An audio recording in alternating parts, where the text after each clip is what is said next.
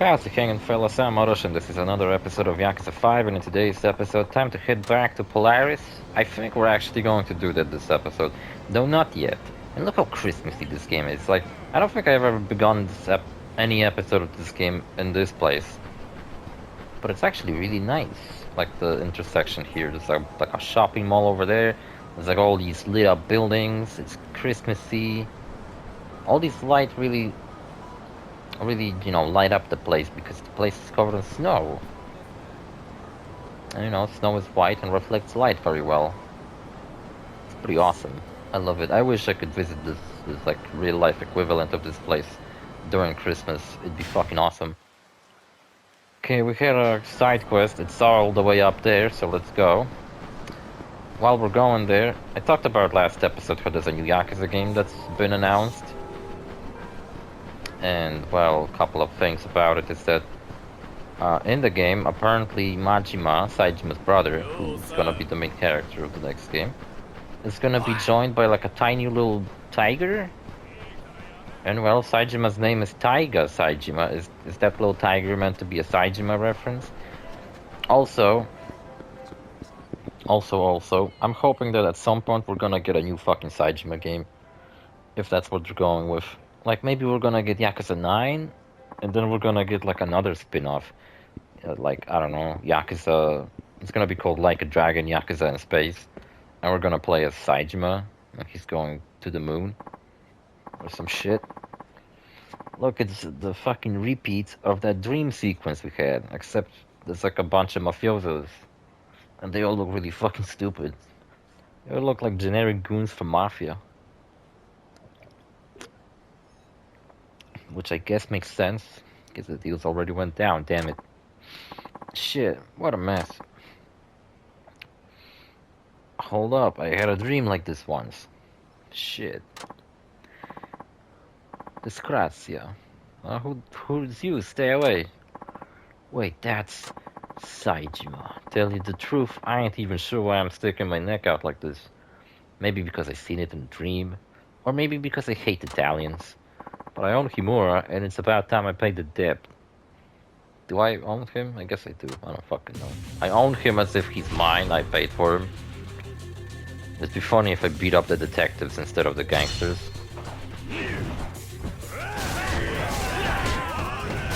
I'm actually fighting alongside them.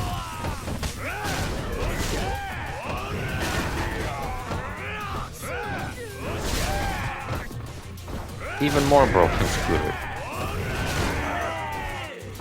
This is the funniest fucking video game I've ever played.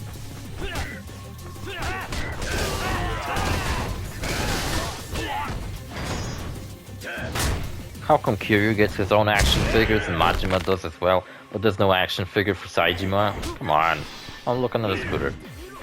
Who parked his scooter here? I really shouldn't have. Also, maybe I'm crazy, but I just heard like a child's voice saying something in the background. Not sure where that came from. Those two detectives aren't as fucking ridiculously powerful as me, so they only picked up trash bins, while I picked up a fucking entire scooter. Yeah, I talked about... Like, do you really think that they got an idea for Majima becoming a pirate? Because there was like a pirate subplot in Yakuza 8 with the island management game, where it was constantly invaded by pirates. And they realized that, oh, pirates are a cool fucking thing. Skull and Bones was a piece of shit. Fucking quadruple A game by Ubisoft that sucks ass. You know what? Ubisoft this year released fucking failure after failure. Skull and Bones was a piece of fucking garbage that we waited so long for. I didn't, because I didn't give a shit about it. But I guess some people did wait for it who really liked Assassin's Creed 4. And let's just face it, Ubisoft is past its prime. It's never going to be the same as it was like about, I don't know, 10 years ago. Maybe slightly less. The new Assassin's Creed game is causing controversy after controversy, and it looks just like another fucking whatever Assassin's Creed game. After Mirage, which was an underwhelming game. And what else they fucking did that pissed everyone off recently? Oh yeah, Star Wars Outlaws was the most fucking middle of the road game ever. Like it's not bad, but it is like nothing of interest about it. It's just it's just completely whatever. It's like, oh, it's an Assassin's Creed game, but in Star Wars universe. You drive around on a fucking speeder bike as this fucking 80s looking girl, and she's got a pet axolotl, and that's it. And I've heard like very underwhelming reviews how it's like how the game is just so fucking nothing. It's a nothing burger, you know? It's got nothing of substance actually going for it. And yeah, apparently the stock price for Ubisoft dropped 17% recently, which is quite a lot. And there's talks about how Ubisoft might go bankrupt unless they get bought out by a bigger company. Holy fuck. That sounds kind of horrible. Depending on what company buys it. Konami wasn't supposedly gonna be bought out just like Ubisoft, uh, but they never did. There was talks about how Sony was gonna buy Konami, and I honestly was quite excited for that to happen because that would mean that Sony would own the rights to Castlevania and fucking Metal Gear, which they probably would have done something with. Because Konami is sure as fucking gonna do that, even though Konami is slowly kind of doing stuff again. Like, you know, there's the Metal Gear remake. Um, there was a new Castlevania game that was kind of shitty. It was like a mobile game and sucked ass. And they did some other stuff. I don't know. I don't fucking remember. Oh yeah, the Silent Hill remake. Which, yeah, they're making two fucking remakes now, and it seems like the Metal Gear one is getting the attention, which I'm fine with, because I'm definitely more of a Metal Gear fan than a Silent Hill fan. I wouldn't even call myself a Silent Hill fan, but I would call myself a Metal Gear fan, so... If I lived in an alternative universe where the trailers and the gameplay for the Silent Hill remake looked amazing, but then the Metal Gear 3 remake looked kinda shitty, I'd be quite sad about that, but I fortunately live in this other universe where it's the other way around. It's the Metal Gear remake that looks pretty good, while the Silent Hill remake looks pretty shitty.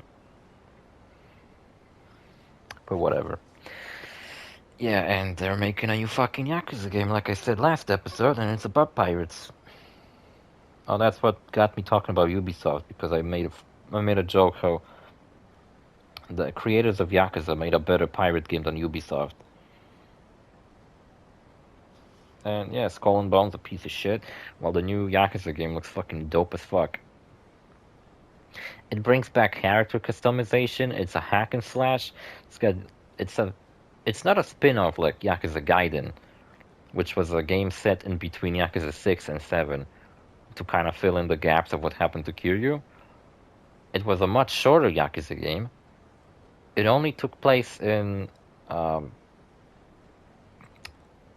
what the fuck was that place called? Osaka. The region is Osaka, but I forgot what the town's name was called. Sotenbori. It only took place in Sotenbori, which is the smallest city in this entire series, which we are going to visit in this game as well. Like 2 chapters later, we're gonna go to Sotenbori, so we're gonna see it. And yeah, the story was shorter. Like the game was really good, don't get me wrong, but it's definitely not a full-fledged Yakuza game. Well, this game is actually a full-fledged Yakuza game. It's not a spin-off to like fill in the events between Yakuza 7 and 8 or anything. No, it's a straight-up sequel to Yakuza 8. And with Kiryu kind of out of the picture finally after so many games where he's probably going to be retired into an old mentor type character. I'm hoping that maybe Majima is gonna pick up the slack, and now he's gonna be the kind of like old dog character that follows Ichiban around in the next game. Or I actually hope for Ichiban just simply not being a sidekick again, like he was in 8, or you know, instead of like Yakuza 7 was all about new protagonists, and you play through the whole game as Ichiban, and he's really fucking good. I love him.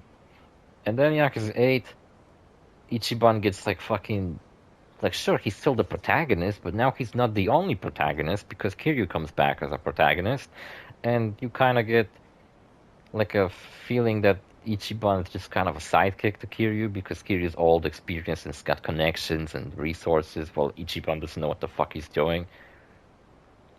It feels kind of shitty, and yeah, I hope 9 becomes a much more Ichiban-focused story. I hope it also explores his relationship with Sayako. I hope they finally go back to like a romance plot, which we haven't had since Yakuza 2, where Kiryu completely fucking fumbled his relationship with the best girl in this entire series, which I doubt they will bring back. They brought her back for 8, only to make a small cameo, which at this point I might as well just not have her back if that's what they're gonna do with her. That's kind of like be careful what you wish for. Everybody wished for her to come back, and she did it only as a shitty ass fucking cameo. And sucks ass. And you know what? My prediction, I had this like dream, kind of like couple of Yakuza ideas for sequels. I had an idea. What if we bring back a Yakuza game with multiple protagonists, like Yakuza 4 and 5, and we could have Majima playable, which we did get. We could have Saejima playable again, because Saejima is somewhat playable in Yakuza Gaiden, except he's like paid DLC, and he's only playable in one mode, which is completely not worth the money.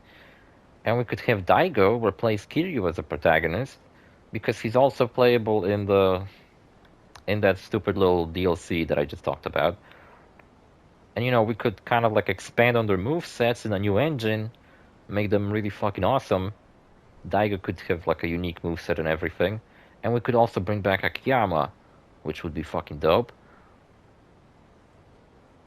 And yeah, you could have basically Yakuza 4-2, except Kiryu got replaced by Daigo, and Tanimura got replaced by Majima, which to me sounds like a dream fucking setup.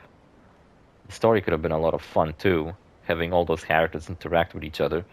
And I hope, unlike Yakuza 4, the story would actually have all 4 characters kind of work together instead of they work separately and come together at the end. Just like this game also does it, where all characters work separately until the final chapter where they team up. And then you get to pick who to play as. And yeah, that was my prediction. At some point before Yakuza 8 came out, I also had a prediction of what about like a Kiryu Europeans adventure. That was a funny little joke. Maybe they'll still do it. Maybe they'll explore more regions of the world in this series other than just Hawaii and Japan. Maybe there's some other places in the world that have a lot of like Japanese people. I don't know. What's like the biggest Japanese population in like Europe, for example? I bet it's in Italy, or France, because I think Japanese people like Italy and France. Anyway, I beat up all these mafiosos. Ain't that great? Yeah, we can be a show-off, but it's the best. And the worst thing about him, I'm sure he had full blah blah blah blah. Is he serious? What the fuck is his problem? Look, I know what he did wrong, and you had to pay for it. He had to pay for it? I don't know. But you're talking about a guy who saved my life. Just wanted you to know that. What are you waiting for? That's Saejima, the protagonist of Yakuza 5. What, really? You're right, but sorry, I ain't ready to get caught yet. Fucking speeded away. Saved his life, huh? I guess you're not rotten to the core after all, bro. Hope I see you again on the other one of these days. We could go for drinks and see Kaguya and fucking double team her again.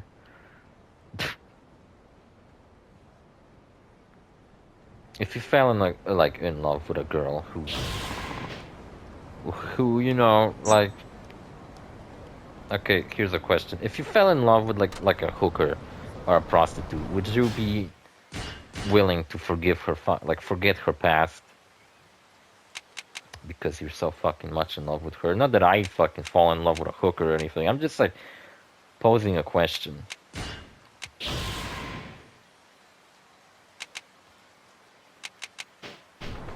Because what if I fucking fell in love? Like, how would I feel about the girl I'm in love with knowingly had a very exploitative past, where she was basically just paid to get fucked. How would I, like, obviously I would fucking feel wrong about it, but would I be willing to forgive her for that? I don't know, maybe. She'd have to be super fucking cute for me to do that, though. If she's like mid at best, yeah, I don't think I would forgive her path just to be with her. Right, I'm back to the main story. Been fucking talking about bullshit for a while. Completely forgot that Baba exists.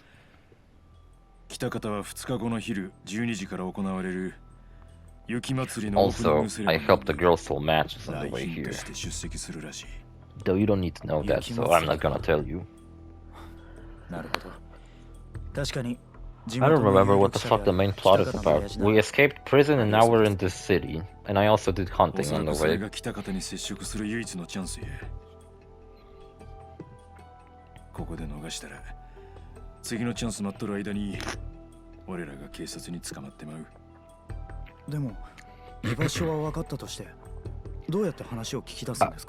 Demo seems to mean but in Japanese. I learned quite a lot of Japanese playing these games. So I wouldn't trust the translation that you're reading on the bottom because I don't think it's 100. It's localized, it's not translated. You know, a lot of this dialogue is completely different, but like still carries the meaning of the original conversation. Jesus Christ. Like sometimes you hear characters say like one syllable and then the sentence on the bottom is like, are you sure? Or something like that. Like, are you sure it's probably not just like one syllable in Japanese, right? Like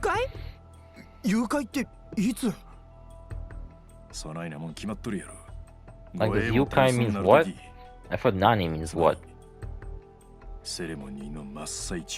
So he certainly said something different.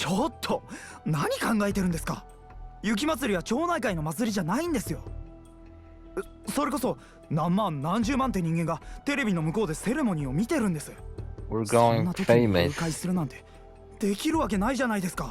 And I've been playing this game, this chapter of the game for so fucking long, I don't even remember what the other chapters were like. Remember when we were in Fukuoka, driving taxis around, and I got sick of fucking driving taxis? Because it got me so fucking boring at one point? The next chapter I hope to get through as fast as possible, because like I told you, I hate it. But the next chapter is kind of combined with the next chapter, and they form... Like this game, after chapter 2, this game gets kind of shitty, I'll be honest with you. The story just completely nonsensical after chapter 2. The story becomes so fucking stupid after chapter 2.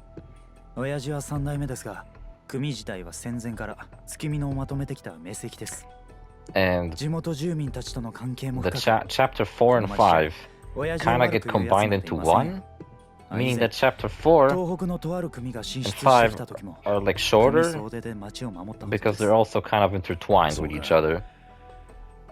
And then you have chapter 6, which is the big culmination where everybody comes together and they all do shit together. Majima-san? I can't believe Majima is dead, and yet he somehow got a spin-off where he's the main character, announced recently. How come that be if he's died in this game?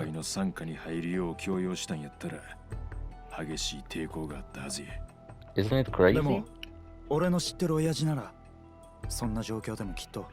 Also, Majima really did deserve his own game, because in Yakuza 6 he appears in like 2 cutscenes, while in Yakuza 7 he appears in a bit more cutscenes, though not nearly as many. Though Yakuza Gaiden kind of gives you a little bit of that Yakuza 4 vibe. The big, like, final boss fight in Yakuza Gaiden has Kiryu, Saejima, Majima, and Daigo all team up together, and it's fucking awesome. Did I really fucking came all the way here just to have some bullshit voice-acted conversation with his fucking stupid ass? The fuck am I doing again? I guess we gotta break into some party where some kind of a VIP politician is going to be. Saijima, tell us what to do. Now's my chance to tie up any loose ends. Once I'm spent, I'll rest up at Polaris so I'm fresh for tomorrow. Okay, so fresh for tomorrow means that we're ending Saijima's chapter. And I believe I've actually finished all the side stories that Saijima had going on. Headed to Tsukumino, hope his mom at the village will be okay. That barbecue girl ran off like the wind. Yeah, so the only two side quests we have left are back at the fucking hunter's village. And I gotta find a taxi. Can I run this way? Son of a bitch, I can. That's so stupid. Why did they limit me from walking on the streets? The streets are so wide in this city that it actually genuinely limits the amount of play area I have in this city.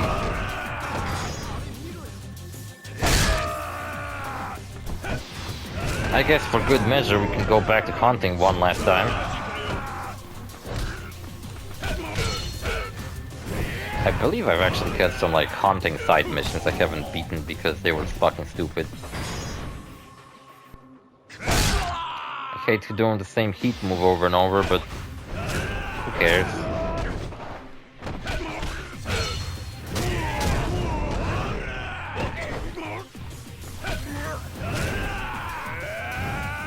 That's what I'm talking about. Tried to do that shit so many times. You punch the guy once and then you press circle. Get a motherfucking weapon, dude. It's dope.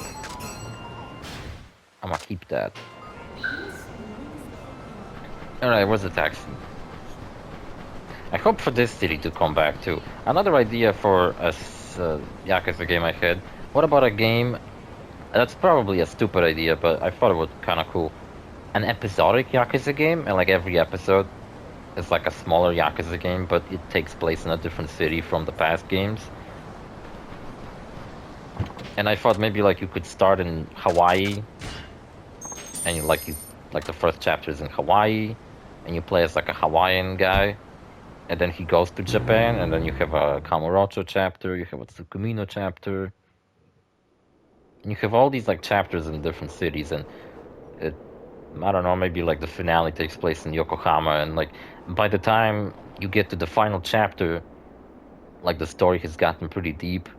Maybe like different Yakuza games came out, and like every chapter would be like taking place throughout the years. So you have this like new Yakuza protagonist from Hawaii, I guess, and like maybe you could reveal that he's actually been in the like background of every Yakuza game. You know, like you could have a game set in 2012, and you could have the events of Yakuza 5 all of a sudden be important again, because this like episodic spin-off actually takes place during that time period. I think that'd be pretty cool. Also, you know, there's also always the ideas for prequels, which a lot of people think that if they're gonna make a prequel to Yakuza, you should be able to play as Kazama, Kiryu's dad. But no, I think that's pretty stupid, because from what we've seen of Kazama, he pretty much is like a Japanese Max Payne. He uses fucking dual pistols all the time. I think what was his name? Kashiwagi should be the protagonist of a Yakuza prequel set in the 60s or something, like an after World War II Yakuza game. I think that could have potential for some really fucking cool stuff. Happy to do business with you. Well, with this guy I can only sell my hunting equipment. Nah. Guess I need to rearrange my equipment. Saijima-san, I wanted to tell you how much my wife loved the bear meat. It really brought the color back into her cheeks. Good to hear. Oh, cool, I guess. What's up with this guy? So was the gold stag just a myth after all? I feel terrible that you're doing something so dangerous for me, but you're my only hope. Yeah, I gotta find a golden fucking stag or whatever. Sounds like the dumbest shit ever, but I guess I'll look for it. Just the kind of guy we need. Something wrong? This weird girl came from Tsukimina. I think she started to scale the mountain by herself. She was pretty cute, though. We never seen a cute girl before. What happened exactly? She was saying things like the deer stew is calling me. Her eyes were all bloodshot, too. Kind of scary looking. Man, I sure love scary girls. Can't be. That lamb barbecue girl, she actually came up here? And that was like weeks ago. If we're going to the mountain, maybe keep an eye out for her? I'm really hoping she didn't go up there. But the only ones... But no one saw her leave by the other route. I'm worried. I wouldn't count on her giving up, not when there's food involved. I'll look for her. Thank you, Saejima-san. I hope when we find her, she's like eating a fucking deer. It's like a live fucking uncooked deer meat. Wait, did I just went to the mountain? Oh no, I didn't mean to go right now. Oh, it's a cutscene. Oh, she died. It's the lamb barbecue girl. Hey, snap out of it. Wake up. The fuck? Are you stupid? I thought you were cute, but I guess you're stupid. It's me. Come on, wake up. Open your eyes, barbecue girl. Never forget your name, I guess. It's Yamashita, mommy. Stop fucking calling me barbecue girl. I'm a barbecue girl in the barbecue world. And she came looking for deer meat? Are you fucking stupid? Oh, that's right. Deer. Where are the deer to catch a deer? Fucking, you are stupid. Can't hunt deer without a gun. Here's my gun. You can keep it. Gotta get you off the mountain. Assuming you don't want to die. But I want some nice gamey deer. I'll get you the fucking deer. Just go to safety, you fucking nomads. Thank God I didn't have to actually go to the mountain. That would be annoying. What I wouldn't do for a cute girl. Made it back alive. Saejima-san, thank you so much. You're awfully perky. You always bounce back so quick from almost freezing. Well, it's because I'm so excited about your promise. You haven't forgotten about making me deer stew, have you? Never. But I'm gonna need a bit more time to hunt deer. I understand. I can't wait. I'll stay hungry. Yeah, that's a great idea. You know, I'm impressed with how committed you are. It makes the whole thing worth it. Sure love pleasing cute girls. Shame they didn't want to talk to me. What's up? Oh, Saejima-san, could I trouble you for something? What is it? He turned around like, no. You're the mother of that runaway kid, aren't you? Yes, my son, Masao. I'm traveling to Tsukumina, right? That's where Masao is. I'm not sure how to ask this, but would you deliver this letter to him? I disowned him as my son. Okay, but wouldn't it get quicker there if you just mailed it? Yeah? We don't believe in mail around here. I don't want you to do that. I don't want to do that because Master lives in the company dorm and he doesn't want his coworkers to know he's getting mail from home. The hell's up with that? He's embarrassed? If I move out, I would probably spend quite a lot of my... Like, when I move out, not if. All the job offers I've been looking at in Korea actually do feature a dormitory. You know, like you pay a fee and you get to stay at the company's dormitory, but that sounds kind of shitty. Like, sure, like all the dormitory, I guess, has all the necessary functions and shit, and it's not very expensive either, but I don't want to fucking literally live at my workplace. So I think I would actually rent myself an apartment instead. Like a tiny one, just to, you know, be enough for me. I also thought if I'm finally gonna start hunting for a job, I might actually look for a part-time job instead of a full-time one, because it seems like full-time jobs in Korea for foreigners involve you working for 10 hours a day, and I recently spent the last fucking 2 weeks working 14 hours a day. I ain't about to fucking do that. Sejima-san, I know it's a bother, but please, it's a letter from his father. He's dead. Is he disowning the boy or some shit? I don't know what it says. Even since our son left, my husband has barely said a word. Alright, I'm gonna fucking do that. He's working at a restaurant called Apocalypse or some shit. Okay, sounds cool. That's right. It does sound cool. I don't like asking you to do this, but I would be very grateful. What about you, fucking faggot? Vengeful daughter-in-law? Why are you so fucking ugly? Get me some rabbit meat. Oh, I was supposed to get someone rabbit meat? Well, I didn't realize that. Also, there's this area which is completely useless. It never comes in hand. Like, nothing ever happens here. Makes you wonder, why the fuck does that area even exist? The upstairs area, at least some of the plot happened here. There were like story missions that required you to go up here, but...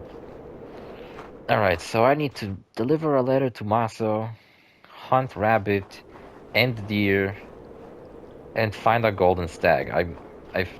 We're gonna do all that bullshit next episode. We're 30 minutes in. Thank God we're 30 minutes in, because otherwise I would have to go up the mountain. End up with another hour-long episode or some shit. And check this out, it's motherfucking...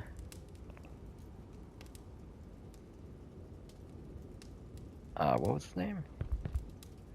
Man, I spent so much fucking time exploring this guy's backstory, only to forget what his name was.